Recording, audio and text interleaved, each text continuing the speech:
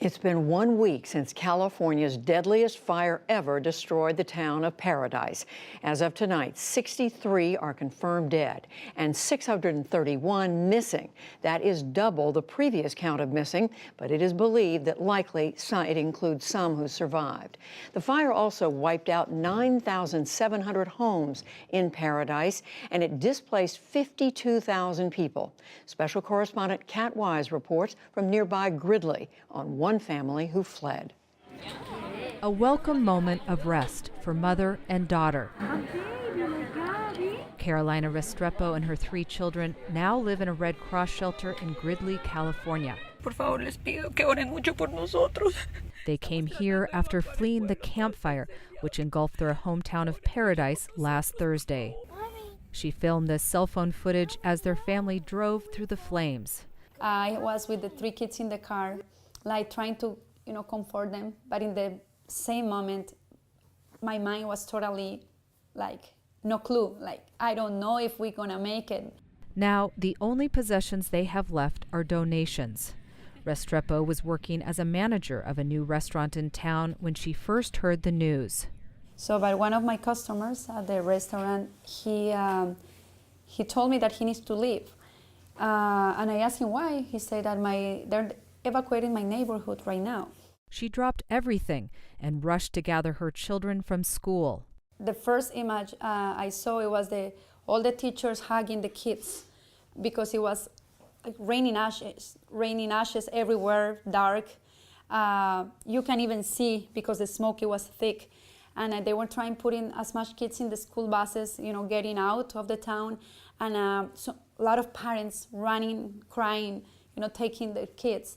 It ended up being a 5-hour journey through an inferno. Flames everywhere. The car inside was like an oven temperature. You can't even touch the glass. What happened next was an act of bravery and kindness that very likely saved the family's life. A gentleman, a guy. And he looked at me and he saw my kids. And he just opened my car doors and said, "Let's go." The stranger somehow managed to navigate them out between the abandoned cars. Then we saw the most beautiful light, a flashlight from a fireman, in between of everything, like showing us the way to go out. They had escaped, but many others weren't as lucky. A week after the fire, there are now new questions about why Paradise officials didn't call for a total evacuation sooner, and why residents like Carolina didn't receive emergency alerts, leaving many trapped in gridlock. We knew that there was going to be an issue with bottlenecking.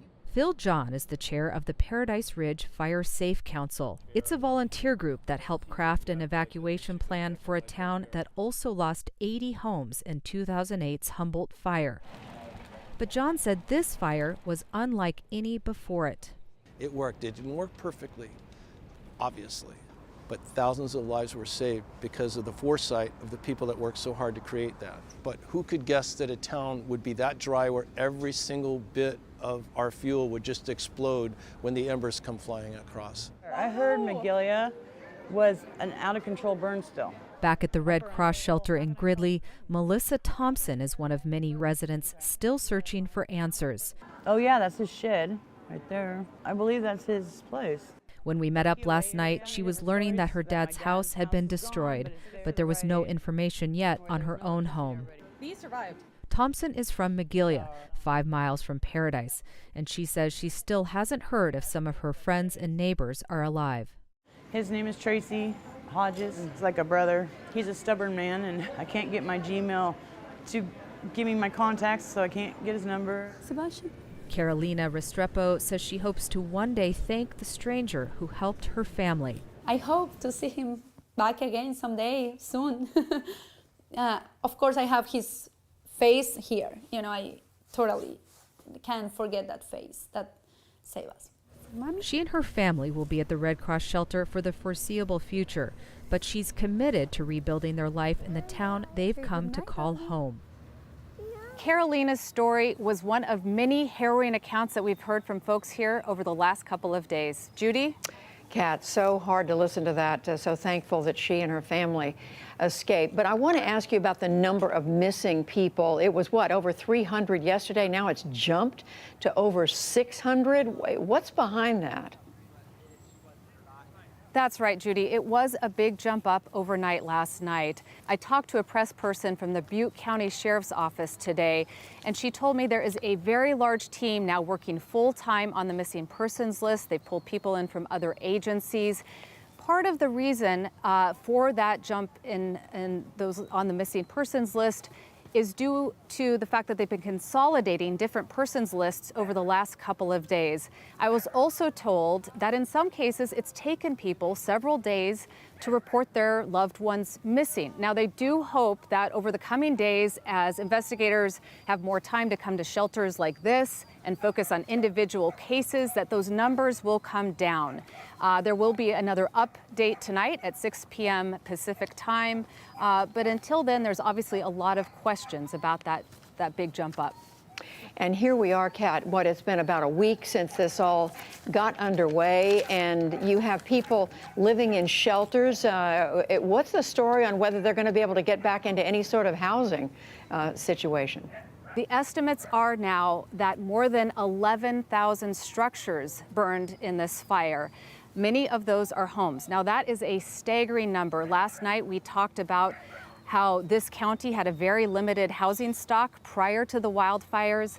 Shelters around the area are very full. I believe there may be only a couple of shelters at this point that have openings. Motels, hotels, completely booked. I spoke today with a FEMA spokesperson who told me that they are here on the ground. They are registering people both in Northern California and in Southern California. Some 11,000 individuals have so far applied for government assistance.